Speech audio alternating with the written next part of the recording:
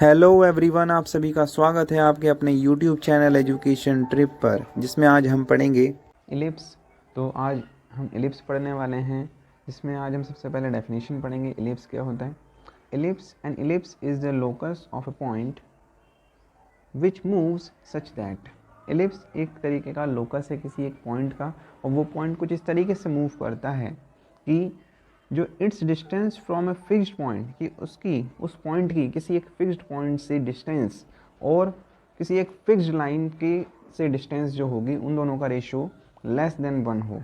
तो हम पहले डेफिनेशन को पहले पूरा पढ़ लेते हैं। N ellipse is the locus of a point which move such that it's distance from a fixed point is in a constant ratio. वो कॉन्स्टेंट रेशो में हो, वो रेशो लेस देन 1 हो। यहाँ दिखा रखा है ब्रैकेट में, वो रेशो लेस देन 1 हो to a perpendicular distance of its from a fixed line. तो हम उस लोकस को, उस कर्व को हम इलिप्स कहेंगे, जहाँ पर जो फिक्स्ड पॉइंट है उसे फोकस कहा जाएगा, और जो फिक्स्ड लाइन है उसे डायरेक्ट्रिक्स कही जाएगी, और जो कांस्टेंट रेशो है उसे एसेंट्रिसिटी कहा जाएगा, और वो कांस्टेंट रेशो लेस देन 1 होगा।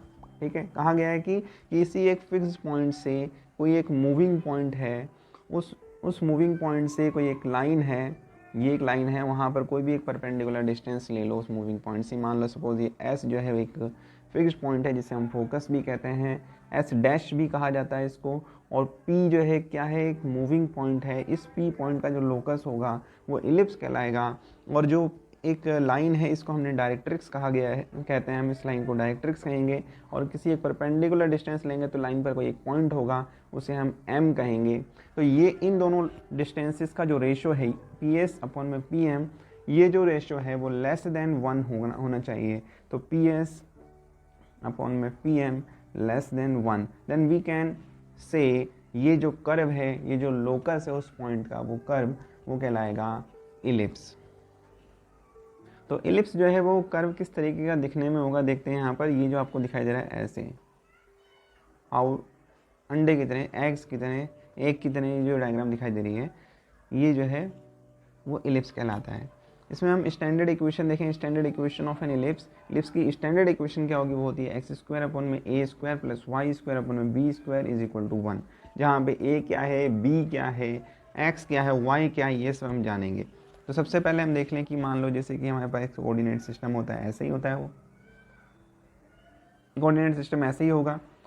ये एक इलिप्स है, तो ये जो पॉइंट होगा, ये जो पॉइंट होगा वो ए कहलाएगा, ये जो पॉइंट होगा माइनस ए कहलाएगा, ये जो पॉइंट होगा वो माइनस बी कहलाएगा, ये जो पॉइंट होगा वो बी कहलाएगा। ठीक है, और ये जो है वो ओरिजिन कहलाएगा, ओ, ये ओरिजिन कहलाएगा।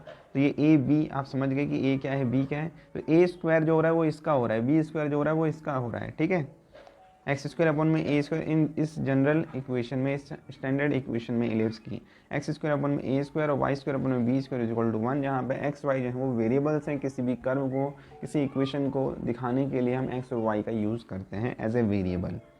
तो अब हम फोकस की बात करें, तो फोकस, इस डायग्राम में जो फोकस है वो ये है। ठीक है, ए पॉइंट जो है वो ये है, बी पॉइंट जो है वो ये है। इसके जो कोऑर्डिनेट होगा वो होगा a,0, जिसे हमने कैपिटल ए पॉइंट बताया है, और कैपिटल बी पॉइंट जो है वो ये है, जिससे इसका कोऑर्डिनेट होगा 0,b। और जो फोकस है उसका होगा ए,0, ये इसका फोकस होगा। तो और भी बहुत सारी चीज़ें जानने को मिलेंगी इस डायग्राम में, और फिर इसके तहत हम न्यूमेरिकल्स भी करेंगे। तो अगर लेट सपोज मान लो, जैसा कि हमने कहा कि ये एक इलिप्स है, ये ए पॉइंट है, ये बी पॉइंट है, तो यहाँ पर डायग्राम में देखने पे पता चल रहा है कि ए जो है वो ग्रेटर देन बी है। ए जब लेस देन बी होगा, ए जब लेस देन बी होगा तब किस तरीके की डायग्राम बनेगी। तो ये जो हिस्सा है, ये जो हिस्सा यहाँ तक की जो डिस्टेंस है, ये छोटी हो जाएगी इससे। ठीक है, तो डायग्राम किस तरीके की बनाएगी, मैं छोटी सी बना के दिखा देता हूँ। ये जो ए ऐसी करके, कि जहाँ पर ए जो है वो छोटा हो जाएगा और जो बी है वो बड़ा हो जाएगा। ठीक है, तो हम सबसे पहले उस कंडीशन को लेते हैं अपने जनरली, जब a ग्रेटर देन b होगा, तो जो डायरेक्ट्रिक्स होगी उसकी इक्वेशन क्या होगी, x is equal to a upon में e। ठीक है, जो डायरेक्ट्रिक्स है, डायरेक्ट्रिक्स क्या है, वो एक लाइन है, ये एक लाइन आपको दिखाई दे रही है, ये डायरेक्ट्रिक्स है। यहाँ पर भी लाइन खींच सकते हैं वो हम, ये भी डायरेक्ट्रिक्स कहलाएगी, ये भी डायरेक्ट्रिक्स कहलाएगी। ठीक है, तो ये जो लाइन है वो डायरेक्ट्रिक्स है, और डायरेक्ट्रिक्स जो हम x इज इक्वल टू ए ई बोल सकते हैं, x इज इक्वल टू ए ई। दूसरी चीज़ आती है एसेंट्रिसिटी। एसेंट्रिसिटी क्या है, एक रेशो है, उसे हम कैसे लिखें, b square is equal to a square into में 1 माइनस ई स्क्वायर। या आप याद कर लें, रट लें, समझ लें, b square is equal to a square into में 1 minus e square. Next, length of latus rectum. अब ये जो आपको जो फोकस दिखाई दे रहा है, ये जो फोकस दिखाई दे रहा है एक पॉइंट है, उससे पास होने पर जो कोड बनाएंगे हम, इलिप्स का जो कोड बनाएंगे, उस कोड को हम लेंथ ऑफ लेटस रेक्टम कहेंगे। और वो कोड की डिस्टेंस क्या होगी, 2b स्क्वायर अपॉन में a। ये प्रूव है 11th-12th में हमने कर रखा है पहले ही, मैं आपको रिवाइज करवा रहा हूँ। ये ऑलरेडी प्रूव हम 11th-12th में इसका देख चुके हैं। 11th-12th में हम ये भी देख चुके हैं कि ये किस तरीके से आया, तो मैं जनरली रिवाइज करवा रहा हूँ। लेंथ ऑफ लेटस रेक्टम होती है 2b स्क्वायर अपॉन में a। फिर इसी तरीके से equation of a latus rectum क्या होगी, x is equal to plus minus a e. Latus rectum की जो इक्वेशन है वो होगी x is equal to plus minus a e. इस तरीके से फोकस है, फोकस यहाँ पर भी एक फोकस है, S, ये जो पॉइंट है ये S, ये भी एक फोकस है, और ये S डैश है, ये भी एक फोकस है। तो यहाँ पर दो पॉइंट्स हैं, तो दो कोऑर्डिनेट्स आने वाले हैं। इसके लिए जो आएगा वो है ए कॉमा 0, और इसके लिए जो आएगा वो है माइनस ए कॉमा 0, क्योंकि ये लेफ्ट साइड है, वाई एक्सिस के लेफ्ट साइड है, तो वो माइनस में होगा, राइट साइड होता तो प्लस में होता। तो हमने ये देख लिया कि directrix x is equal to a upon में ई होगा if a greater than b. ये कंडीशन याद रखिए। Eccentricity b square is equal to a square into में 1 minus e square. Length of latus rectum 2b square upon में a. Equation of latus rectum x is equal to plus minus a e. And focus a comma 0 और minus ए comma 0। अब दूसरी condition पे आते हैं, जब जो a है वो लेस देन b हो। a जब लेस देन b होगा तब क्या होगा, जब a लेस देन b होगा, जैसे कि यहाँ पे दिखा दे रहा है if a less than b, तब जो इलिप्स हैं ऐसे से ऐसा हो गया है अब, क्योंकि यहाँ पर a जो है वो बड़ा था, ग्रेटर देन था b से, ठीक है। यहाँ पर क्या होगा, ये जो a है वो छोटा होगा b से, तो जो डायग्राम है इलिप्स की वो ऐसी हो जाएगी, ठीक है। तो हम आगे बढ़ते हैं। If a less than b, तो स्टैंडर्ड इक्वेशन ऑफ इलिप्स क्या होगी, एक्स स्क्वायर अपॉन में a square plus y square upon में b square is equal to 1। यानी कि स्टैंडर्ड इक्वेशन में नो चेंज, a b से बड़ा हो या a b से छोटा हो, standard equation of an ellipse is same, x square upon में a square plus y square upon में b square is equal to 1। अब यहाँ पर जो फोकस है, जो डायरेक्ट्रिक्स हैं, वो भी ऐसी ही रहेंगी, वही पोजिशन रहेंगी, लेकिन अब जो एक्स एक्सिस पे जो हो रहा था पहले, जो पहले एक्स एक्सिस पे हो रहा था, वो वाई एक्सिस पे होगा, और उसके जो कोऑर्डिनेट्स होंगे वो भी चेंज हो जाएंगे। कोऑर्डिनेट्स में देखो, जो फोकस जो है, फोकस का जो कोऑर्डिनेट पहले था वो ए कॉमा 0 था, अब क्या हो जाएगा 0 कॉमा बी ई, और जो नीचे की तरफ है उससे क्या हो जाएगा 0 कॉमा माइनस बी ई। यहाँ पर जो फोकस है उसका कोऑर्डिनेट उसके कोऑर्डिनेट हमने देख लिया। इसी तरीके से जो बी होने वाला है, बी पॉइंट होगा 0 कॉमा बी होगा यहाँ पर, और बी डैश कोऑर्डिनेट जो है वो होगा 0 कॉमा माइनस बी। ऐसे ही ए जो कोऑर्डिनेट है ए, इसका ए कॉमा 0 और इसका माइनस ए कॉमा 0, यानी कि ए बी दोनों कोऑर्डिनेट्स में कोई चेंज नहीं आया, वही वैसे के वैसे ही हैं, वैसे के वैसे लिख सकते हैं हम, लेकिन जो फोकस है उसमें चेंज आ गया, ठीक है। फोकस, क्योंकि अब फोकस वर्टिकली दिखाई दे रहा है हमें, और डायग्राम में जो ओरिजिन है वो तो 0 कॉमा 0 ही रहने वाला है। अब साथ ही साथ इसके अंदर देखेंगे कि equation of a latus rectum क्या होगी, फोकाई जो है उसके कोऑर्डिनेट्स क्या होंगे, लेंथ ऑफ लेटस रेक्टम क्या होगी, सेंट्रिसिटी क्या होगी, डायरेक्ट्रिक्स क्या होगी, ये हम देखेंगे। तो जब a ग्रेटर देन b था तो एसेंट्रिसिटी थी b square is equal to a square into 1 minus e square. अब क्या हो जाएगी, जब a लेस देन b है तो a square is equal to b square into में 1 minus e square. E is eccentricity, a b जो है वो कोऑर्डिनेट है। अब फोकाई जो है वो क्या हो जाएगा, जब a लेस देन b होगा तो फोकाई जो है वो 0 कॉमा बी ई और 0 कॉमा माइनस बी ई। इस तरीके से लेंथ ऑफ लेटस रेक्टम क्या होगी 2a स्क्वायर अपॉन में b। पहले जब a ग्रेटर देन b था तो length of latus rectum 2b square upon में a था। अब जो लेटस रेक्टम है, जब a लेस देन b हो गया है, a लेस देन b हो गया है, तो 2a स्क्वायर अपॉन में b। Equation of latus rectum जो होगी, पहले थी x is equal to plus minus a e, अब जो है length of equation of latus rectum जो होगी y is equal to plus minus b e, ठीक है।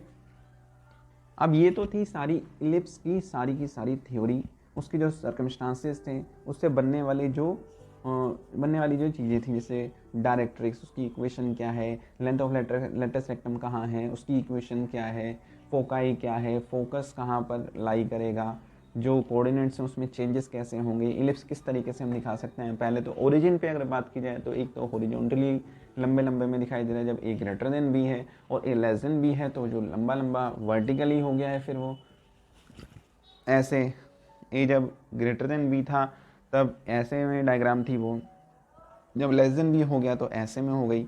तो अब क्या क्या चेंजेस आ रहे हैं, हमने ये सारी थ्योरी इलिप्स की पढ़ी। बस एक और पॉइंट क्या रह जाता है कि equation of tangent at point x dash comma y dash, यानी कि जो इलिप्स है उसकी x dash comma y dash पर इलिप्स की क्या टेंजेंट की इक्वेशन होगी, वो क्या है। मान लो इलिप्स जो है हमारे पास एक्स स्क्वायर अपन में a square plus y square upon में b square is equal to 1 है, तो टेंजेंट की इक्वेशन क्या होगी, एक्स एक्स डैश अपन में a square plus y y dash upon में b square is equal to 1। ठीक है, ये equation of a tangent of an ellipse है।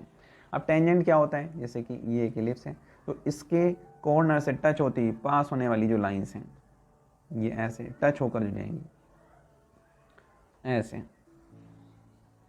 टच होकर जुड़ जाएंगी लाइनें, तो उन लाइंस की इक्वेशन को हम इक्वेशन ऑफ ए टेंजेंट कहेंगे। उन लाइन की इक्वेशन क्या होगी, एक्स एक्स डैश अपन में a square plus y y dash upon में b square is equal to 1। ये तो जनरली बात करी है, अगर कोऑर्डिनेट्स अगर दे दिए जाए तब चेंजेस आएंगे, अदरवाइज जनरली तो इक्वेशंस यही रहने वाली। Equation of a tangent of an ellipse x square upon में a square plus y square upon में b square is equal to 1 is x x dash upon में a square plus y y dash upon में b square is equal to 1। अब हम एक numerical ले लेते हैं। न्यूमेरिकल क्या है, find the equation of normal at x dash comma y dash to the ellipse x square upon में a square plus y square upon में बी स्क्वायर। तो जैसा कि हम जानते हैं नॉर्मल क्या होता है नॉर्मल क्या होता है, जैसे कि एक इलिप्स बना लेते हैं यहाँ पर हम, ये एक टेंजेंट है, ये एक टेंजेंट है भाई, ठीक है, ये एक टेंजेंट है, इससे पास होके जा रहा है, तो ये तो हुआ टेंजेंट। इसके ऊपर परपेंडिकुलर जो लाइन खींचेंगे हम तो वो होगी नॉर्मल। तो इक्वेशन ऑफ ए टेंजेंट तो हम निकाल लेंगे।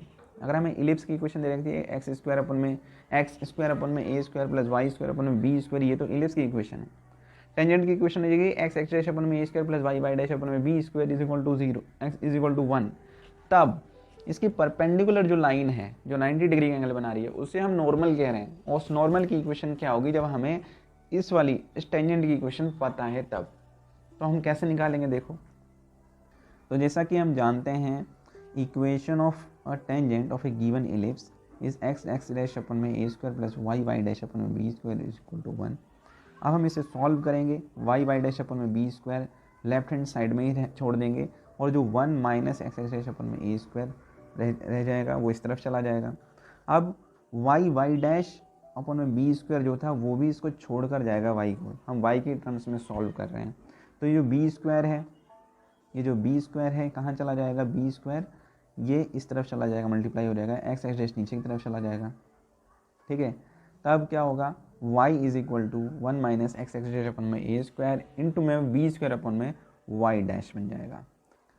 अभी जो बी स्क्वायर अपन में वाई डैश है ये अंदर मल्टीप्लाई होगा, बनेगा क्या, बी स्क्वायर अपन में y dash minus x x dash upon में a square b square into में वाई डैश, ये अंदर मल्टीप्लाई हो गया, y इज इक्वल टू ये आ गया। अब जैसा कि हम जानते हैं कि कोई भी एक लाइन है उसकी इक्वेशन क्या होती है, y is equal to m x plus c. C क्यों होता है, जब ये ओरिजिन से पास नहीं हो रही होती है, जब ये ओरिजिन से पास हो तो क्या होगा, y is equal to m x only, y is equal to m x only. लेकिन अगर ओरिजिन से पास नहीं हो रही है तो वो सी भी लगा देंगे यहाँ पर। सी क्या है, एक डिफरेंस हो जाएगा, ओरिजिन से कितने डिफरेंस पर वो पास हो रही है, तो सी जो है वो इसलिए लगाए क्योंकि इलिप्स है, अगर ऐसे पास हो रही है तो ओरिजिन से थोड़ी ना पास होगी, ओरिजिन से पास होती है तो हम लिखते हैं y is equal to m x only. और ये भाई यहाँ से पास हो रही है तो हम लिखेंगे y is equal to m x plus c. इतनी बात समझ में आई। तो जैसे कि y is equal to m x plus c, जैसे कि हम जानते हैं y is equal to m x plus c, जहाँ पे m क्या होता है, स्लोप का काम करता है, तो यही कंपेरिजन करेंगे। y इज इक्वल टू ये हो गया m और ये हो गया x प्लस सी, सी क्या है, b square upon y dash. तो m बराबर क्या आ गया, m बराबर क्या आ गया, m बराबर आ गया एक्स डैश अपॉन में x dash b square upon में वाई डैश ए स्क्वायर, ये हो गया m जो कि है स्लोप, और ये माइनस का साइन आएगा क्योंकि ये माइनस में था, ठीक है। तो स्लोप ऑफ ए टेंजेंट, क्योंकि इक्वेशन ऑफ ए टेंजेंट है तो इससे स्लोप भी मिलने वाला क्या होगा, वो टेंजेंट का ही होगा, तो स्लोप ऑफ ए टेंजेंट क्या होगा, माइनस में x dash b square upon में वाई डैश ए स्क्वायर, ये स्लोप ऑफ ए टेंजेंट आ गया। अब जैसे कि स्लोप ऑफ ए टेंजेंट हमें पता चल गया, तो नॉर्मल की इक्वेशन निकालना अब आसान हो रही है। देखो आगे क्या रास्ता जा रहा है, कुछ दिखाई दे रहा है, कुछ समझ में आ रहा है हम कर क्या रहे हैं। पहले स्लोप निकाल लिया हमने, सोचो क्या हो रहा है यहाँ पर। जब इक्वेशन ऑफ ए टेंजेंट से हमने स्लोप ऑफ ए टेंजेंट निकाल लिया, अब कोई भी टेंजेंट है उसका स्लोप मिल गया हमें, उसकी परपेंडिकुलर लाइन है, अब उसका स्लोप कैसे मिलेगा जब वो परपेंडिकुलर है। तो सोचो, जब कोई एक लाइन है उसका स्लोप m है और कोई दूसरी लाइन है उसका स्लोप m2 लेट सपोज कर लिया, तो दोनों का स्लोप का जो प्रोडक्ट होता है -1 होता है अगर दोनों लाइंस परपेंडिकुलर हैं। तो जो m1 है ये क्या हो जाएगा, m2 is equal to -1 upon में m1। तो स्लोप ऑफ ए नॉर्मल में निकाल सकता हूँ with the help of A slope of a tangent. तो स्लोप ऑफ ए नॉर्मल क्या होगा बताओ। स्लोप ऑफ ए नॉर्मल होगा, ये जो माइनस साइन है वो तो यहाँ पर जाकर जब 1 अपॉन में -1 अपॉन में minus x dash b square upon में वाई डैश ए स्क्वायर, ठीक है। माइनस से माइनस गया, बचा क्या, ये ऊपर चला जाएगा वाई डैश ए स्क्वायर, ऊपर चला जाएगा Y dash a square upon में एक्स डैश बी स्क्वायर। तो ये स्लोप ऑफ ए नॉर्मल बन गया। अब स्लोप ऑफ ए नॉर्मल बन गया तो हम 2 पॉइंट फॉर्म जो है equation of a 2 point form वो क्या होती है, y minus y dash into में स्लोप जो भी है वो अब जो है वो मल्टीप्लाई करेगा x minus x dash, x minus x dash. तो ये 2 पॉइंट फॉर्म नहीं है, ये एक स्लोप है और एक 1 पॉइंट है हमारे पास x डैश और y डैश। तो जो स्लोप ऑफ ए नॉर्मल आया है उस स्लोप का यूज़ करके हम किसी एक स्ट्रेट लाइन को निकाल लेंगे, वो स्ट्रेट लाइन बोल देंगे ये जो है एक नॉर्मल की इक्वेशन है। इक्वेशन ऑफ ए नॉर्मल जैसा कि दिखा रखा है यहाँ पर कि y माइनस वाई डैश और x माइनस एक्स डैश तो है, साथ में ये स्लोप जो हमने ऊपर निकाला था a dash y a square y dash upon b square x dash. तो अब इसे सॉल्व करेंगे, hence the equation of normal क्या बन जाएगी, y minus y dash a square y dash upon b square x dash into में x minus x dash answer. तो equation of a normal आ जाएगी जब हमारे पास स्लोप ऑफ ए टेंजेंट हो या इक्वेशन ऑफ ए टेंजेंट हो। इक्वेशन ऑफ ए टेंजेंट क्या थी, जब कोई एक इलिप्स है एक्स स्क्वायर अपन में a square plus y square upon में b square is equal to 1, तो इक्वेशन ऑफ ए टेंजेंट होगी एक्स एक्स डैश अपन में a square plus y dash upon में b square is equal to 1, जहाँ पर y की terms में हमने सॉल्व किया, फिर उसके बाद उसका स्लोप निकाल लिया। x से जो भी मल्टीप्लाई हो रहा था x का कोफिशिएंट वो m ही होता है, क्योंकि हम y is equal to m x plus c जानते हैं, जहाँ पर एम एक्स तो x से मल्टीप्लाई होता है m, तो हम बोलेंगे x का जो कोफिशिएंट होगा वो m होगा। तो स्लोप ऑफ ए टेंजेंट निकल गया हमारा इसके हिसाब से, और स्लोप ऑफ ए टेंजेंट निकल गया तो हमें स्लोप ऑफ ए नॉर्मल निकालना और आसान हो गया, क्योंकि वो परपेंडिकुलर होता है, दोनों स्लोप्स का प्रोडक्ट -1 होगा।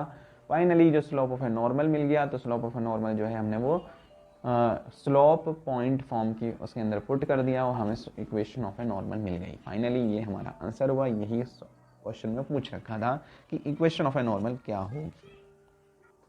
अब हम नेक्स्ट क्वेश्चन लेते हैं। नेक्स्ट क्वेश्चन क्या है, वो बोलता है find the condition of tangency of a line y is equal to m x plus c. यानी कि कोई भी एक लाइन है, यूँ लाइन खींच दी, y is equal to m x c बोल दिया, ये y is equal to m x plus c है, और ये किसी भी इलिप्स का टेंजेंट होगा, ये किसी भी इलिप्स का टेंजेंट है, और इलिप्स की इक्वेशन है एक्स स्क्वायर अपॉन में a square plus y square upon में b square is equal to 1, ये इलिप्स की इक्वेशन है, और y is equal to m x plus c जो है वो टेंजेंट है। अब इन दोनों में क्या रिलेशन है, क्या कंडीशन है कि y is equal to m x plus c जो है वो इस इलिप्स का टेंजेंट है।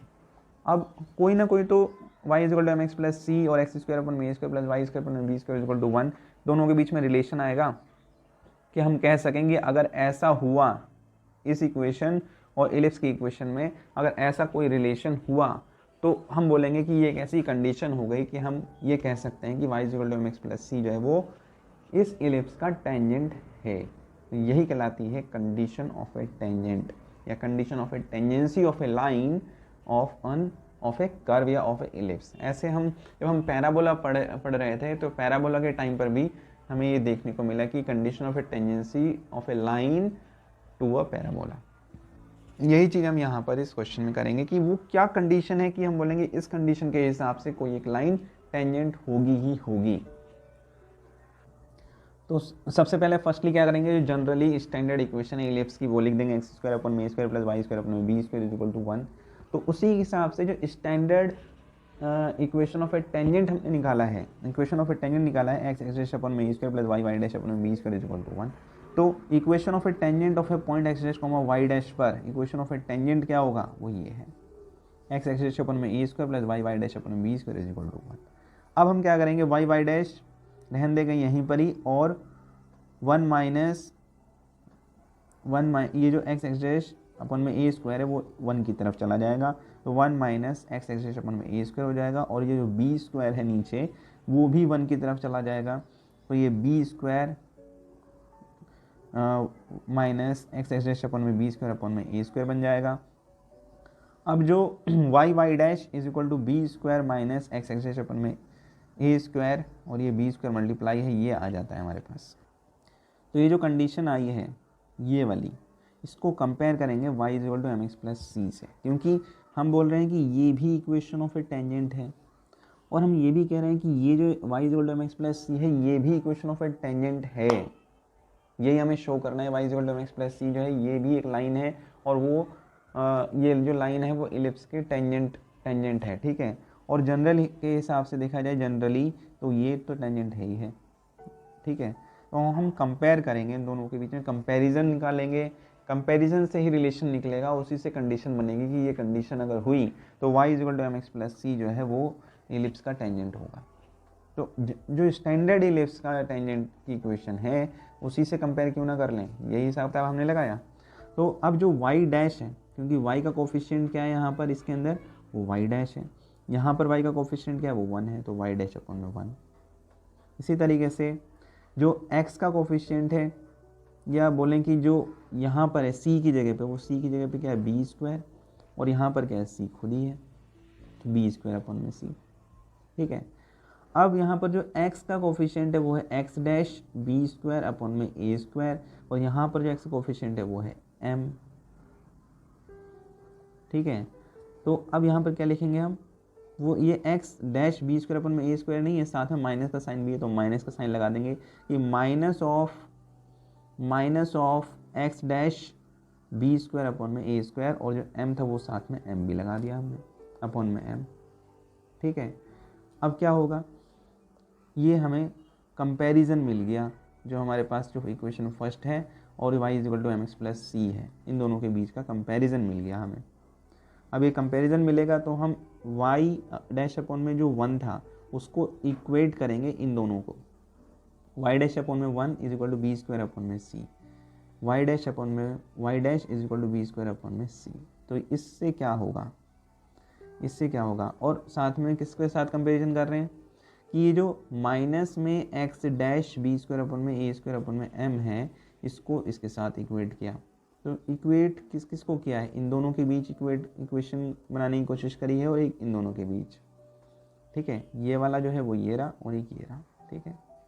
तो जब हमने इसको इक्वेट किया तो हमें क्या पता चला कि बी स्क्वायर से बी स्क्वायर कैंसिल, और जो ए स्क्वायर बचा है तो ये क्या हो जाएगा, ए स्क्वायर यहाँ पर आ जाएगा ऊपर की तरफ, तो बचेगा क्या, x dash is equal to a square upon में सी, और m भी साथ में मल्टीप्लाई हो सकता है वहाँ पर। तो हमारे पास बना क्या, देखो हमारे पास क्या बना, x dash minus x dash is equal to, ये जो b से b कैंसिल हो गया था, ऊपर ए स्क्वायर m अपॉन में c, अब ये माइनस इस तरफ जाएगा तो x dash is equal to minus में ए स्क्वायर m अपॉन में c, ये बन गया x dash is equal to minus में ए स्क्वायर अपॉन में ए स्क्वायर m अपॉन में c।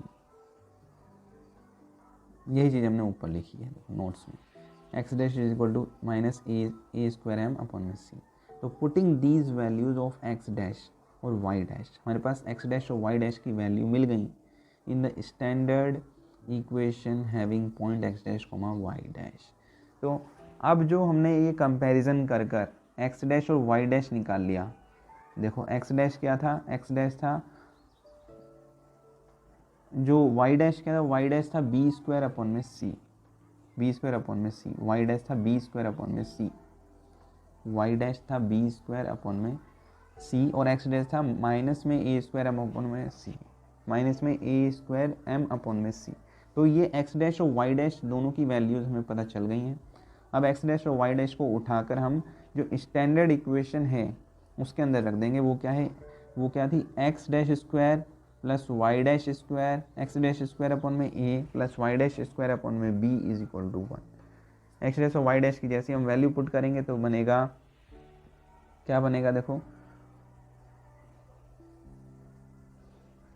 तो हमें हमारे पास आ जाएगा a की पावर 4 एम स्क्वायर अपॉन में c square a square plus b की पावर 4 अपॉन में सी स्क्वायर इंटू में b square is equal to 1।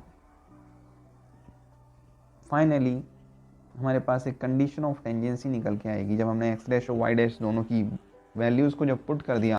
LCM लेंगे हम, इन दोनों को ले सकते हैं एलसीएम।